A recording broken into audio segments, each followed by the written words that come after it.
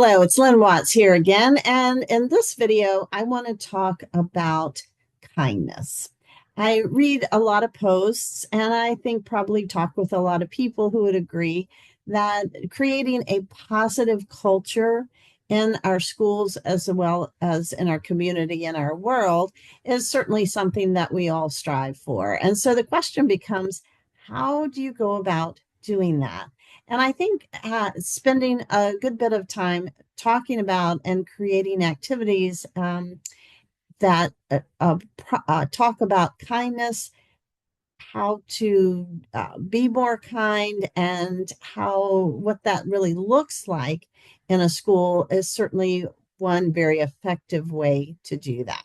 So let's talk about first some of the activities that you could do. And then I want to talk about a specific book that you could use in some lessons to talk about kindness. So each one of these different activities is a school-wide type of program. So generally to do that, you are going to need to get the support and agreement, obviously, of probably starting with administration, but who isn't interested in having a more positive and kind environment? And then secondly, that of the staff, all of the staff, but in particular teachers in the classroom.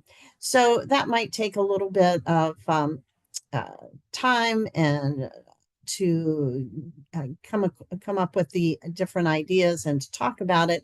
But in general, then I think it's not a very difficult thing to get going.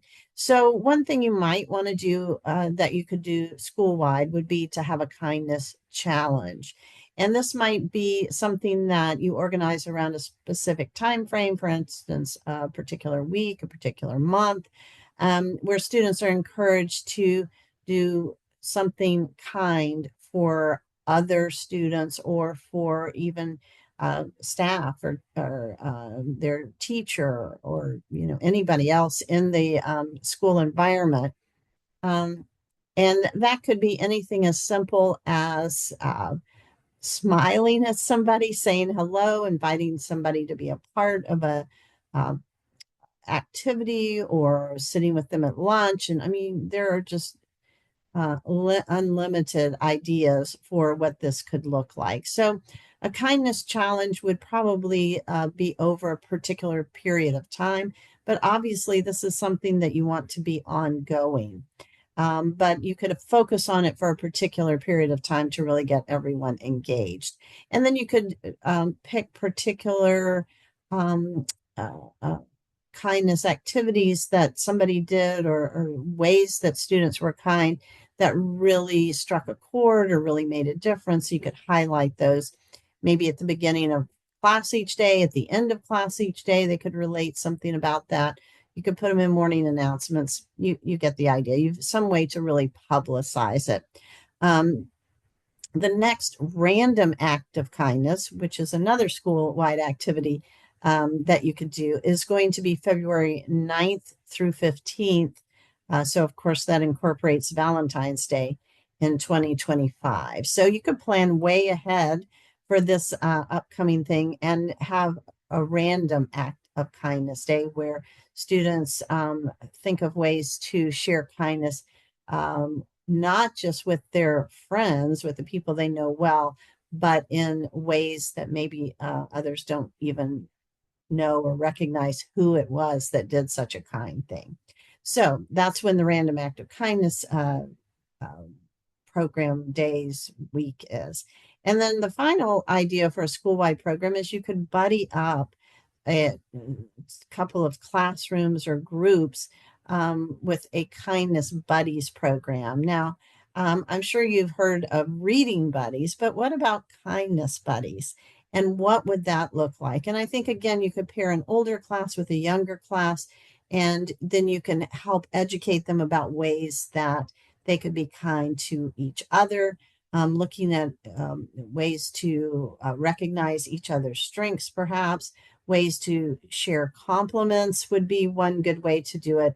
And then you could talk about all kinds of other things that are involved in kindness. So those are the three ideas for school-wide programs: a kindness challenge week, a random acts of kindness day or week in February, and a kindness buddies program, which could certainly be ongoing for a different period of time.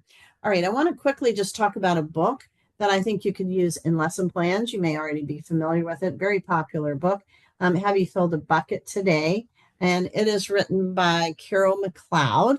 And the simple premise of the book, which is a great picture book, because it has lots of great illustrations in it, is that we all carry around a bucket that we would love to be filled up with the kindness of others, and that we can, of course, contribute to others' buckets, which helps make them feel good, but it also helps us feel good. So there's a lot of things that you can go into within the concept. One of the things that I like about the book is that, first of all, it helps describe the concept of kindness and of how to do that with others. And then it gives some very specific ideas.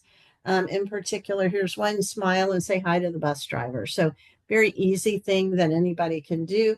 Invite somebody who's new to play with you. Okay, again, something very easy that anybody could do. Write a thank you note to someone that you appreciate, your teacher, the principal, the cafeteria worker.